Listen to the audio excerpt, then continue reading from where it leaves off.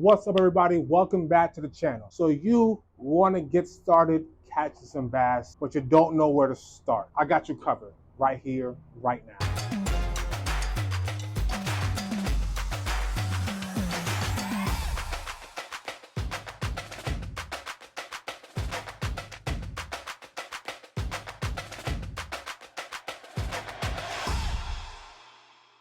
So if you're thinking about starting bass fishing, whether it's for you, for your kids, there's only a few things that you really need to get started. The first thing obviously is a rod and a reel, but where do you start? You go to Walmart, there's tons, right? All you need is this. You need a medium powered spinning rod. How do you know if it's medium powered? When you look at the rod, you'll see right around here, there is some words on there. Turn this bad boy around. This will tell you what power rod it is, what power rod action. All you need to worry about is it doesn't say medium on it. This right here is the Defy Black from 13 Fishing. I love this rod line. I have two of them, one for spinning and one for bait casting. The 13 Fishing line is cheap, it's inexpensive, so you can get this whole combo for under $100, right? I think the rod was like $50, the reel is like $50. You can find these really cheap at Dick's Sporting Goods. Excellent starter rod and reel for you. The next thing you're gonna need is obviously some lures. I'm gonna tell you one lure that you can use almost anywhere. Anywhere you go fishing, any pond, any lake, any river, almost anywhere you can fish this lure. Before we have a lure, we need some hooks. I'm gonna need you to get two kinds of hooks. The first one is a Finesse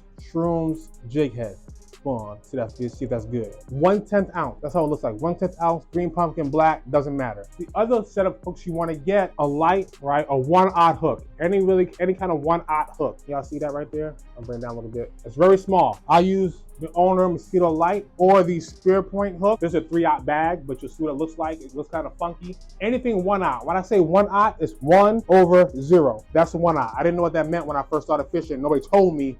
So I'm looking for 3 and 0, and they ain't no 0. So 3, or for this case, 1-0 is what you're looking for your hook size. Those two hooks. And if you don't know how to tie a hook onto your line, which I didn't when I first started, I have a video that I'll put a card up somewhere around here where you can see how to tie on lures. I have an easy knot called a Palomar knot. Click on this video and then come right back, and we'll finish up with the lures. So now you have your rod, you have your reel, you have your hooks. So now you need your lures. I'm gonna give you two lures that will work pretty much anywhere. The first one is the easiest one. My kids use it, they love it. It's a Finesse TRD. They look like this. They're small little things. So this is yoga pants. We got, what is this? New Money and Copper Truce. These three colors will pretty much do anything for you. Dirty water, clear water.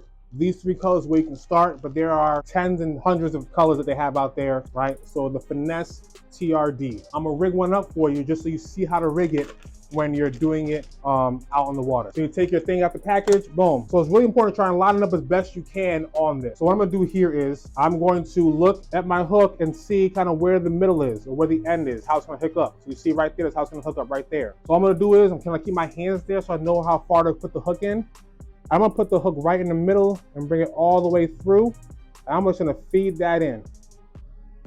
So I get to right where about my hands were, and then I'm going to turn it over. Now with the last tech, really stretchy, really doable. So because of that, when you put it on, you're gonna grab the top part of it and bring it a little closer. You're gonna grab this piece right here and bring it up, right? So now it is flush on your hook. I can use this one net rig and fish for a whole day, right? This is a net rig. You throw this out, you let it sit. If something's not biting, pop it once or twice, let it sit. Or you can slow retrieve it back. There really is no wrong way to fish this bad boy. The other technique that I wanted to show you is a Wacky Rig. So with the Wacky Rig, you just have your 1/0 hook and you pick a worm. These are Senkos. Senkos are probably the Rolls Royce of stick baits. They look great, they have great action in the water. The only problem is you'll probably get 3 casts out of them. Really expensive, not very durable, right? But if you're looking to start out and you really want to just catch some fish, this may be the bet if you're not buying a lot of things. Or Berkeley Power Bait has some stick baits too, all right? They're, 5, 6-inch stick baits, great colors. They don't have the same action, but they last a lot longer. So if you're looking for longevity, you're looking for these. I got baby bass over here, green pumpkin. That's always a great place to start, green pumpkin. These are some of the lures you want to start with. So for a Wacky Rig, all you're gonna do is, you have two options. When you go and pick up your rod and reel,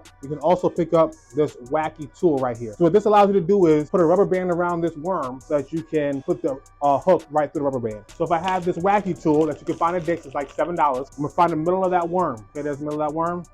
I'm gonna put the Wacky tool in, boom, and then I'm going to Take this rubber band, just kind of move it over. Boom, slide it, slide it, slide it until it's there, and then pop. It's on. Right now, the rubber band's on. Once that hook is tied in, all I'm gonna do is put that hook through the rubber band, right around it. Well, I'm having trouble doing that right now. And that's it. The rubber band kind of helps save the worm from being hooked through by itself. You can just, if you wanted to, just hook right through the worm. That's fine too, but it's less durable that way. So if you want to fish a lot, you probably want to get a wacky tool just so that you can have more durability in your worm. Those are the techniques, but the reality is you're not going to walk around with all this stuff just in your hands. And you might need a few more things. So you might need some scissors to cut your tag ends of your knots off. You might need some fish grippers just in case you catch something that has some teeth. You may need some pliers just in case your hooks get too far down the fish's mouth where your hands can't reach. So to carry all those things, you might need a bag. I have the perfect bag for you. It's right up there. I'm gonna leave a link right here to a review I did of a sling bag that I use all the time, the Cast King bag. It's great. Get on Amazon. It's dope. Hey, thanks for watching. I'll see you in the next video.